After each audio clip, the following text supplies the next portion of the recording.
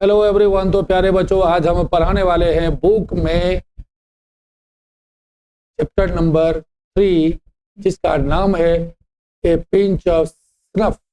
अगर आप हमारे साथ जुड़कर इस वीडियो को देखते हैं तो हम 100% इंश्योर करते हैं कि प्यारे बच्चों इस टॉपिक में कभी भी प्रॉब्लम नहीं होगा। तो चलिए क्लास को एक लाइक के साथ स्टार्ट करते हैं। और हाँ, यदि आप इस चैनल पर नए हैं तो आप चैनल को शेयर और सब्सक्राइब करिए ताकि आपको इस टॉपिक का कंटेंट आपको मिलता रहे। तो चलिए यहाँ से स्टार्ट करते हैं इंग्लिश बुक। और इस बुक में हम पढ़ाने वाले हैं चैप्टर 3, जिसका नाम है ए पिंच ऑफ स्नफ। और ए पिंच ऑफ स्नफ मनोहर मालगोनकर के द्वारा लिखा गया है। और ये अपना मनोहर मालगोनकर ने जो अपना एक स्टोरी लिखा है, इस स्टोरी को एक छोटे स्तर में और यानी एक एक करके दिखाया गया है।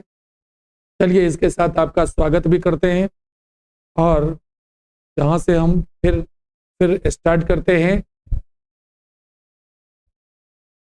English book. और इंग्लिश बुक में हम पढ़ाने वाले हैं ए पिंच ऑफ स्नफ। और इस पिंच ऑफ स्नफ का आप इंट्रोडक्शन देखें और जितने सारे इसका रूपरेखा जो अपना हाईलाइट किया गया है, तो इस हाईलाइट के ऊपर बिल्कुल बारीकी से ध्यान दें। हम एक एक करके पढ़ाने वाले हैं। और यहाँ से आप देखिए ए pinch of snuff. A pinch of snuff means क्या होता है? पिंच मीन्स होता है चुटकी भर। पिंच मीन्स क्या होता है? चुटकी भर। और स्नफ मीन्स शुंघनी भी होता है और नश भी होता है।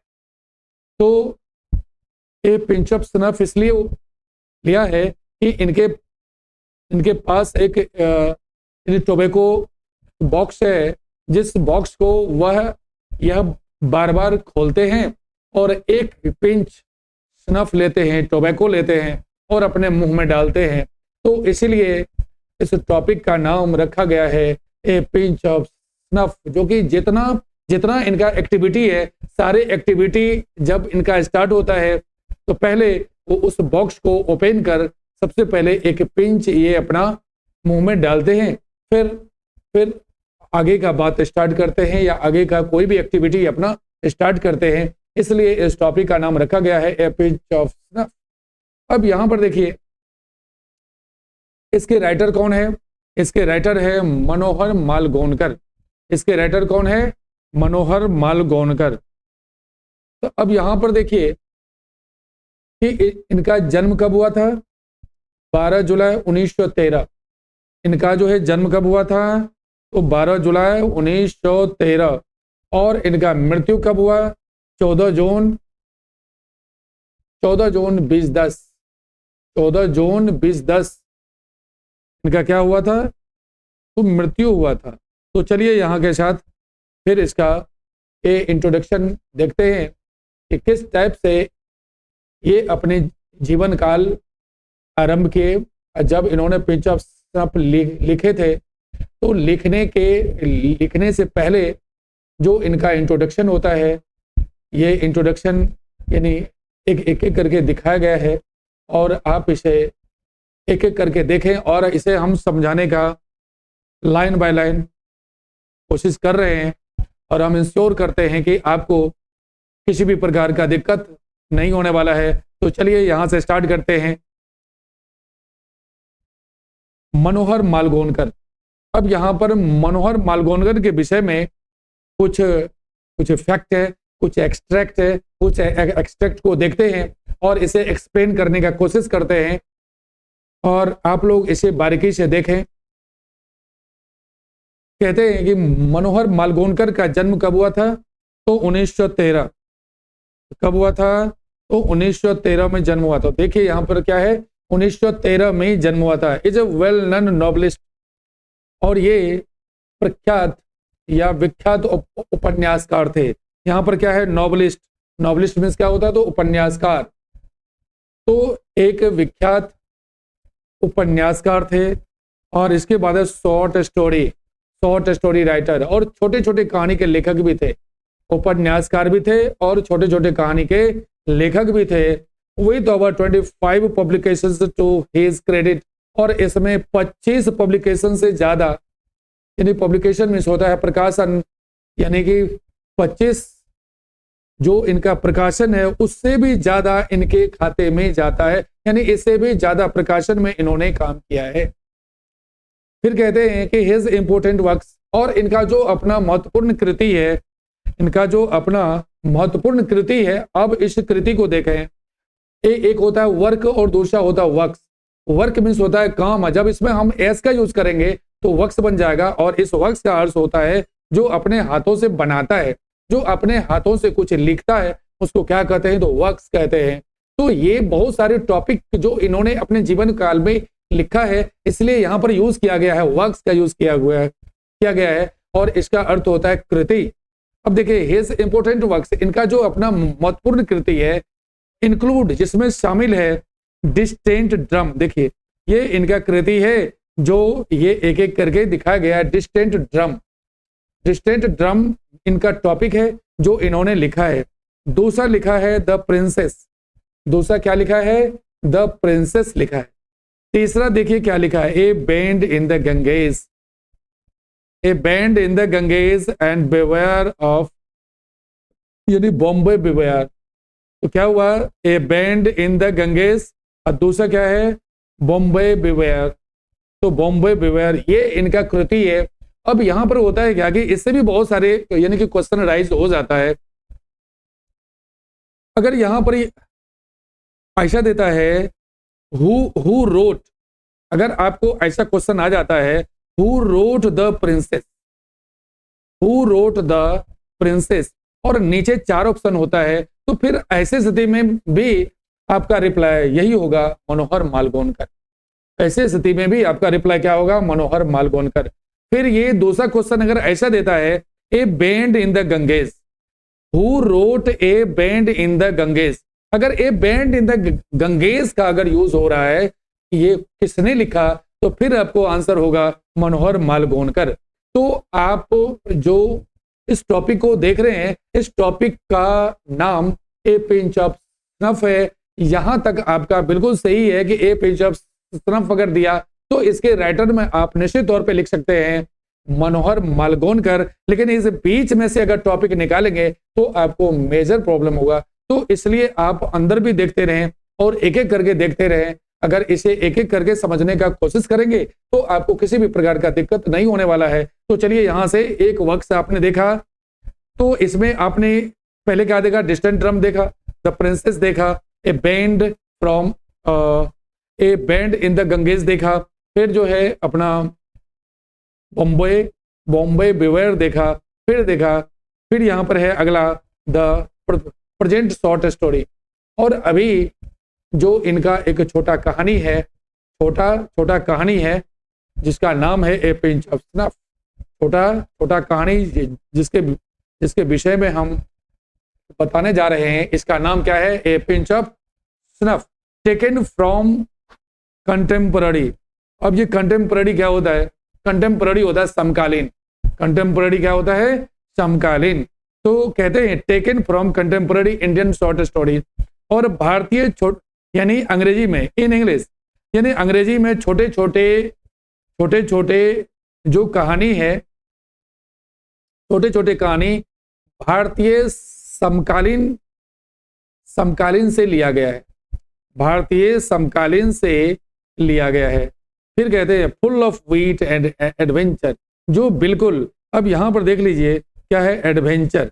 अब ये एडवेंचर मीन्स क्या होता है, अब एडवेंचर मीन्स होता है साहस, अब वीट मीन्स क्या होता है, गवाह, अब फुल मीन्स होता है कंप्लीट।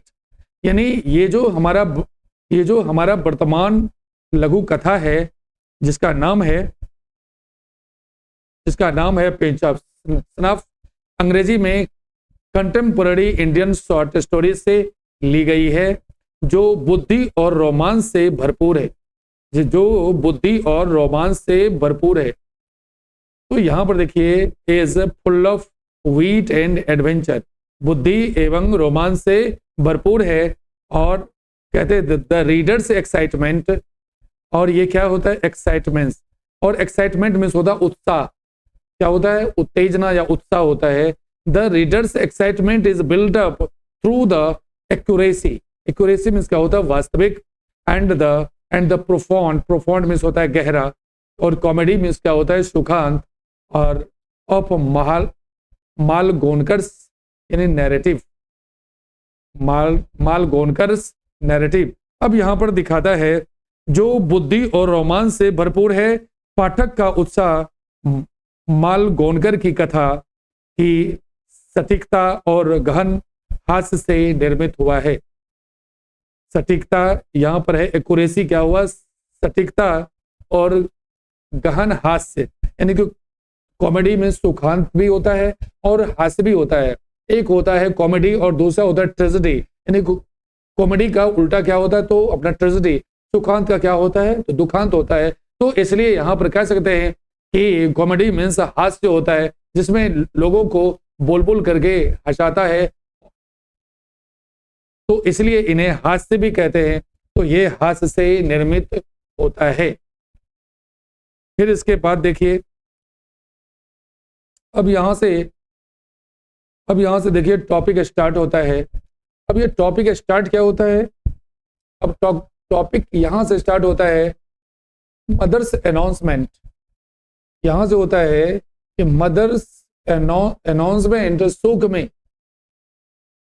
अब ये किसने कहा, मदर्स अनाउंसमेंट सुख में, तो नानू काका ने कहा। अब ये देखिए मदर्स अनाउंसमेंट और एक वर्ड और है नानू काका। नानू काका क्या है, तो ये एक कैरेक्टर्स नेम है। नानू काका क्या है, तो एक कैरेक्टर का नाम है जिसका नाम है नानू काका। और नानू काका इज द अंकल ऑफ मनोहर मालगोनकर। ये मनोहर मालगोनकर का कौन है, अंकल है। तो ये जैसे ही बोले कि नानू काका इज कमिंग, नानू काका इज कमिंग, सी से सी मीन्स क्या हुआ, तो राइटर की जो माँ है, राइटर की जो अपना मदर है, उसने ही कहा सी सेड। और उसने कहा, किसको कहा, तो मनोहर मालगोनकर को कहा। तो उसने यानी मनोहर मालगोनकर की माँ मनोहर मालगोनकर से कहा कि नानू काका आ रहे हैं, नानू काका आ रहे हैं। तो फिर इसके बाद मनोहर मालगोनकर का एक फीलिंग होता है। फीलिंग क्या होता है, तो कहता है कि अनाउंसमेंट सुख में। माँ ने जैसे ही यह बात अपने बेटा के सामने रखा, तो कहता है ये तो मुझे हिला के रख दिया। सेक सूक सेकंड, सेक मीन्स होता है हिलाना, सूक होता है भीटू, यानी हिला के रख दिया। तो अनाउंसमेंट, उन्होंने जो कही यह बात उनको हिला के रख दिया। तो यही इनका तथ्य जाता है। फिर इसके बाद जो है आपको दूसरा टॉपिक है, यानी दूसरा पैसेज है। और ये दूसरा पैसेज क्या है, ओ माय गॉड।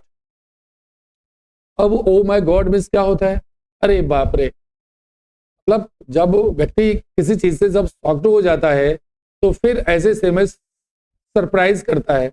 जब कोई अचानक आता है तो ऐसे ही तो सरप्राइज होता है, तो देता है ओ माय गॉड, अरे बाप रे।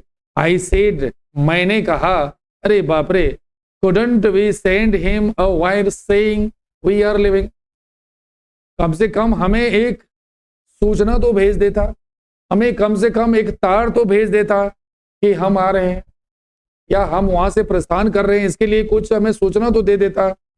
दैट आई एम ट्रांसफर्ड और समथिंग, यानी कि मेरा तबादला हुआ है, इसके विषय में तो मुझे कुछ नहीं बताया और उन्होंने डायरेक्ट कहा कि हम आ रहे हैं। इसके बाद फिर दूसरा पैसेज है। और ये दूसरा पैसेज फिर यहां से स्टार्ट होता है। कहा कि नो डियर, मदर सेड, माँ ने कही, नहीं प्रिय ऐसा नहीं है, नहीं प्रिय ऐसा नहीं आई। ये अपना प्रिय किसको कहा? तो अपने बेटा को कहा। और बेटा कौन है? तो मनोहर मालगोनकर है इनका बेटा। और वो कहती है कि he must be already on the train. अरे अब उसके विषय में क्या चिंता करते हो? वह तो निश्चित तौर पर अभी यानी ट्रेन पर होगा।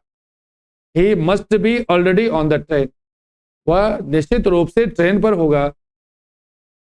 बिसाइड्स, इसके अलावा, सी एडिड, उसने और भी बात कही, रिस्टोरिंगली, पुनः विश्वास दिलाते हुए उसने और भी बात कही। और ये कहने के बाद वह फिर स्पष्ट करते हैं कि he says he can not stay here for more than 2 or 3 days। अब ही का यूज किसके लिए हुआ है? तो अंकल के लिए हुआ है। कि किसका अंकल? तो मनोहर मालगोनकर के अंकल के लिए हुआ है। और उसकी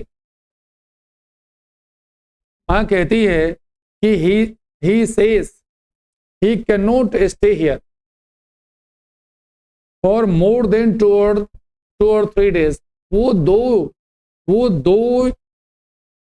दो या दो से ज्यादा, मोर देन 2 or 3, दो या तीन से ज्यादा दिन तक यहां तो रुक ही नहीं सकते।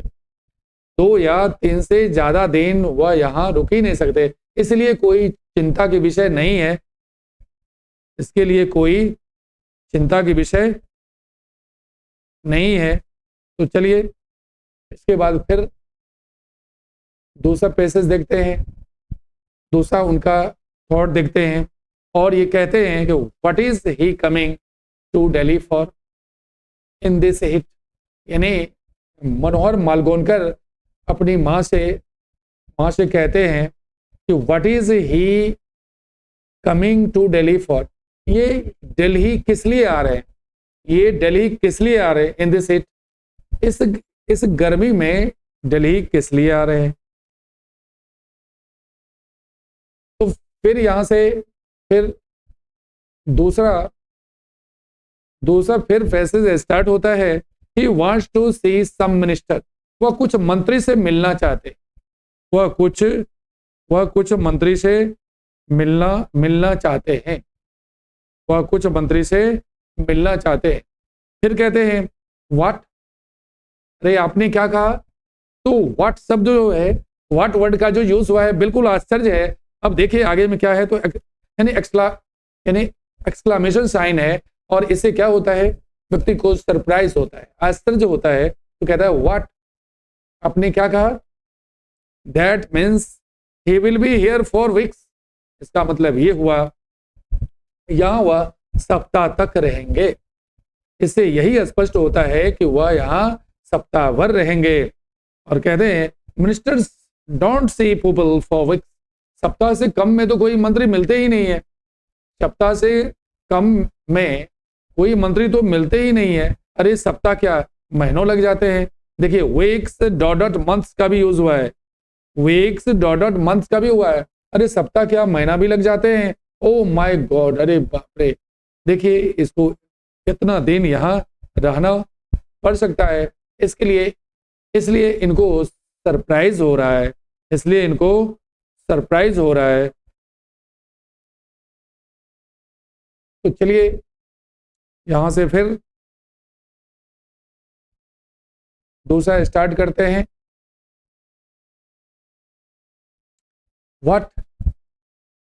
what that means he will be here for weeks, ministers don't see people for weeks, months। oh my god, आपने क्या कहा? इसका मतलब वह यहां सप्ताह भर रहेंगे या महीना भर रहेंगे या सप्ताह भर रहेंगे या महीना भर भी रह सकते हैं। इसलिए उनको काफी शॉक्ड हुआ है। और शॉक्ड होने के बाद वह इस चीज को बार बार दोहराता है और फिर इसके बाद यह अस्थिर हो जाता है। और अस्थिर होने के बाद फिर ये स्टार्ट करते हैं कि if your Nanu Kaka wants to see a minister. मतलब उनकी माँ जो है इस अपने बेटे से कहते हैं, उनकी माँ अपने बेटे से कहते हैं, अरे तुम इतना चिंता क्यों करते हो? चिंता करने की कोई बात नहीं है। अगर अगर ये तुम्हारा नानू काका अगर मंत्री से मिलना चाहते हैं, wants to see a minister, अगर मंत्री से मिलना चाहते हैं तो आई एम श्योर, मुझे विश्वास है, आई एम श्योर, मुझे विश्वास है, he will manage to see him, उसे मिलने के लिए वह निश्चित तौर पे प्रबंध कर लेंगे।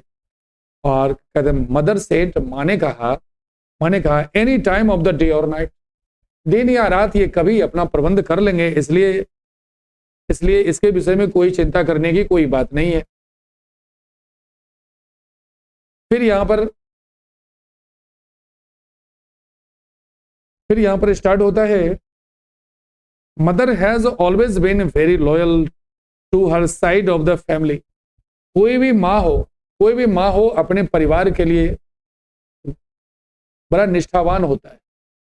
कोई भी माँ हो अपने परिवार के लिए बड़ा निष्ठावान होता है। तो इसलिए इस बात को उन्होंने बार बार दोहराते हैं और नानू काका के विषय में बोलते हैं, क्योंकि नानू काका के विषय में सुनकर ये जो राइटर है, इन राइटर को थोड़ा सा तकलीफ होता है, थोड़ा सा शॉक्ड होता है, इसलिए इन्होंने बार बार इनको तसल्ली दे दे करके यानी समझाते हैं और इस बात को ये भी स्पष्ट करते हैं कि ये जिस परिवार से बिलोंग कर रही है, ये नानू काका की जो सिस्टर है यानी मनोहर मालगोनकर की जो माँ है, यह वास्तव में अपने परिवार के लिए निष्ठावान है, क्योंकि उनके भाई आ रहे हैं तो ये निष्ठा तो उन्हें दिखाना है। तो ये एक बात और स्पष्ट कर रहा है, आफ्टर ऑल मीन्स होता आखिरकार, नानू काका इज हर ब्रदर, नानू काका उसके भाई हैं, नानू काका उसके भाई हैं। फिर कहते हैं ऑन द अदर हैंड, और ये दूसरी तरफ अगर देखें तो may have something of a complex about ministers, लेकिन मंत्री के विषय में जो भी बात हो रही है, यह बात तो काफी कॉम्प्लेक्स है, ये काफी जटिल बात है, क्योंकि इस बात को इसलिए इन्होंने दोहराया है क्योंकि मंत्री से मिलना बड़ा मुश्किल होता है, इसलिए इस बात को इन्होंने बार बार दोहरा रहा है। फिर इसके बाद कहते हैं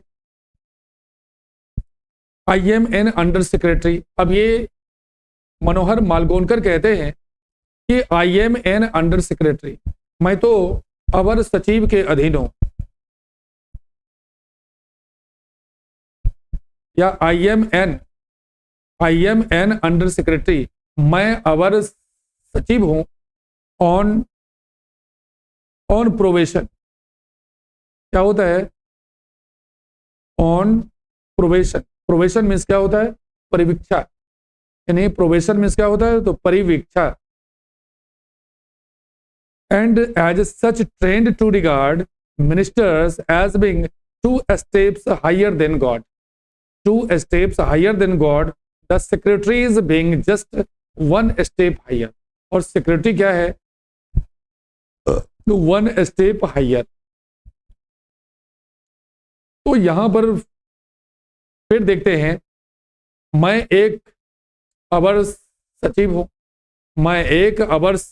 हूं, और परिवीक्षा पर हूं, ऑन प्रोवेशन, परिवीक्षा पर हूं, and as such trend to regard minister, और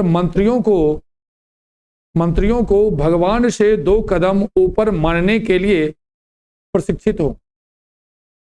ministers as being 2 steps higher than God, माने ईश्वर से भी 2 कदम आगे मानने के लिए प्रशिक्षित हूं। सचिव केवल एक कदम ऊपर है, सचिव केवल 1 कदम ऊपर है। तो यहां पर दिखाता है the secretaries being just 1 step higher, और सेक्रेटरी जो है सिर्फ 1 कदम ऊपर है। फिर ये दूसरा पैसेज स्टार्ट होता है कि I was waiting on the platform. अब ये तो ये तो अपने माँ को ये सारी बात बता दिया है, और ये बताने के बाद फिर ये अलग सीन पे आ जाते हैं, क्योंकि उधर से नानू काका अब आ रहे हैं। नानू काका आ रहे हैं और वो अपने प्लेटफॉर्म पे इंतजार कर रहे हैं। नानू काका आ रहे हैं और प्लेटफॉर्म पे इंतजार कर रहे हैं। तो अब यहां से दिखाता है कि I was waiting on the platform. क्या हुआ? आई एम, यानी I was waiting on the platform, मैं प्लेटफॉर्म पर इंतजार कर रहा था। जब I was waiting on the platform, जब प्लेटफॉर्म पर इंतजार कर रहा था, या I was waiting on the platform when the train came in. कहते हैं जब ट्रेन आई, जब ट्रेन आई तो मैं प्लेटफॉर्म पर इंतजार कर रहा था। उस समय Nanu Kaka stood in the doorway of a second class carriage, a staggering figure white haired with an impressive moustache. अब यहां पर कहते हैं नानू काका दूसरी श्रेणी की गाड़ी के दरवाजे पर खड़ा था। दूसरी श्रेणी के गाड़ी पर, दूसरी श्रेणी के गाड़ी के दरवाजे पर वह खड़ा था। आकर्षक आकृति, उनका जो आकृति था कैसा था? आकर्षक था। बाल कैसा था? तो सफेद था। और मूछें कैसी थी? मूछें कैसी थी? तो प्रभावशाली वाला मूछ था। कैसी मूछें थी? तो प्रभावशाली वाला मूछ था। यानी देखते ही बनता कि इनका मूछ आखिर है कैसा, इनका मूछ कैसा है, या तो बिल्कुल देखते ही बनता था। फिर इसके बाद स्टार्ट होता है, अगला पैसेज स्टार्ट होता है, और इस पैसेज में फिर एक सीन और दिखाता है कि he still wears the old, मतलब ये तरह तरह के ड्रेसअप करते हैं, और ड्रेसअप करते हैं अपना लुक और भी अच्छा दिखाने के लिए, और अपने आप को यूनिक दिखाने के लिए, अपने आप को बेहतर दिखाने के लिए ऐसा करते हैं। तो यहां पर स्पष्ट कर रहे हैं कि he will wears the old fashioned knee length black coat, knee length black coat and the red silk pagri of the Decani Brahman and drapes a white angocha round the shoulders। अब यहां पर देखिए नी deep, नी length, घुटने तक की लंबाई, old fashion, पुराने fashion, wears यानी पहनना, कोट तो कोट है, सिल्क पगड़ी, सिल्क का पगड़ी, डेकानी ब्राह्मण, डेकानी ब्राह्मण, ड्रेप्स क्या होता है? ड्रेप्स मीन्स होता है पोछना, वाइट अंगोछा, वाइट अंगोछा, round his shoulder, shoulder means क्या होता है? शोल्डर मीन्स होता है बिल्कुल कंधा। He still wears the old-fashioned knee-length black coat and the red silk pagris of the Decani Brahman and drapes a white angocha around his shoulders। वह अभी भी पुराने जमाने का घुटनों तक लंबा काला कोट और दक्कनी ब्राह्मण का लाल रेशम पगड़ी पहनते हैं, लाल रेशम पगड़ी पहनते हैं। ये इनका ड्रेसअप है कि इस टाइप का ड्रेस ये पहनते हैं, और अपने कंधे पर, और अपने कंधों पर क्या करते हैं? एक सफेद अंगोछा लपेटते हैं, एक सफेद अंगोछा अपने कंधे पर लपेटते हैं।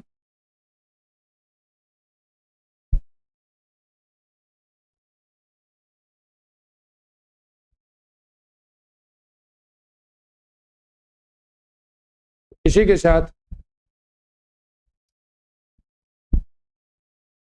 साथ हम आज का क्लास यही समाप्त करते हैं।